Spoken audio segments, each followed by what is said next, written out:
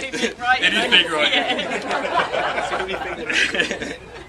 Right, I've decided to keep this speech short and sweet. Not like me, Sam. As I was sure Sam's was going to be War and Peace, literally, to be fair.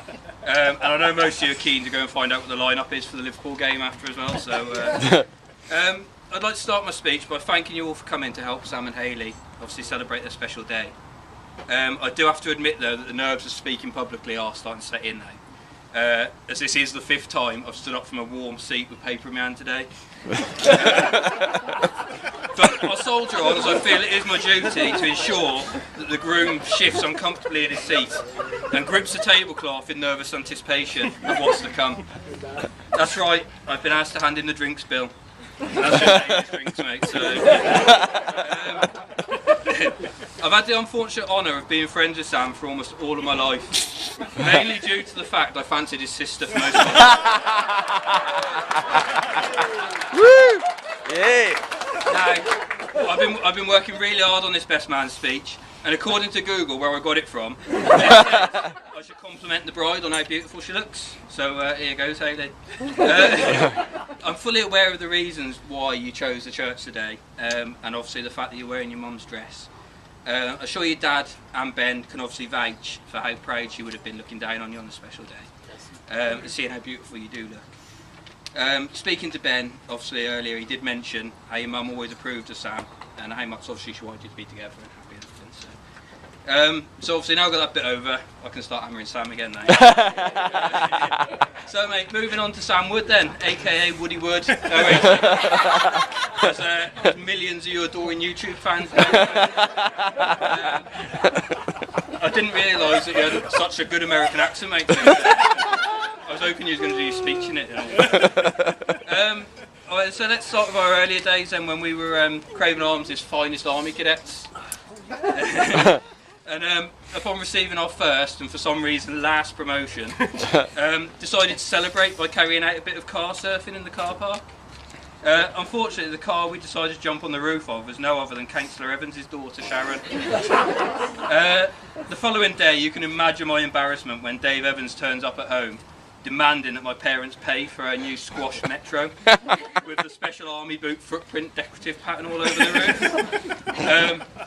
He wasn't best pleased, to say the least. Luckily for Sam, though, he managed to avoid this embarrassment, as when Dave visited his house, he automatically blamed me for everything. So revenge is sweet, mate. I knew this so once we'd slightly matured from our car surfing days, we made a pact. I was going to teach Sam how to drive a car, and he was going to teach me how to play the guitar in return. Now, for anyone that's been unlucky enough to have travelled in a vehicle with Sam, I'm sorry, I did try my best, but obviously you just can't help some people, can you? You know what I mean? And as for me playing the guitar, obviously there's a good reason I'm not playing a song for you right now, and that reason is that Sam taught me, to be fair, so that's that. Alright, my final little story about Sam obviously came about when we used to play pool for the Stokesay pub team, and we'd gone to play the Boy in Arms team at Burton. Oh, yes! Sorry, Sam. Cracking. Yeah, we played a few games and realised Sam was next to play, but was nowhere to be seen. We actually found him curled up in a toilet cubicle, making quite a mess of himself.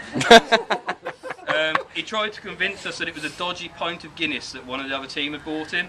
Good old paranoid Sam as usual. We decided to get him to Ludlow Hospital and bundled him into the back of my car. I wasn't going to allow him to be sick inside the car, of course, so obviously we left him hanging out of the rear window. For obviously when the next load of projectile Guinness was coming. After getting obviously back to Ludlow in record time, we got him into the hospital to be checked out, and Sam had apparently forgot he was on medication, and by drinking alcohol he caused quite a nasty reaction. So unfortunately, due to the fact he had been left hanging out the window as well in freezing temperatures, he also had to be treated for onset hypothermia.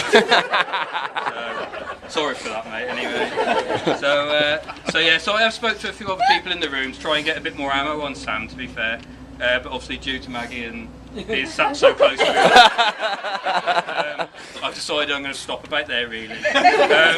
So yeah, so I'd just like to end my speech, please, by asking Sam and Hayley to look deep into each other's eyes. Red. You happy, yeah? Ready? Ready for this, yeah? Yeah. Statistically, you're now looking at the person most likely to kill you.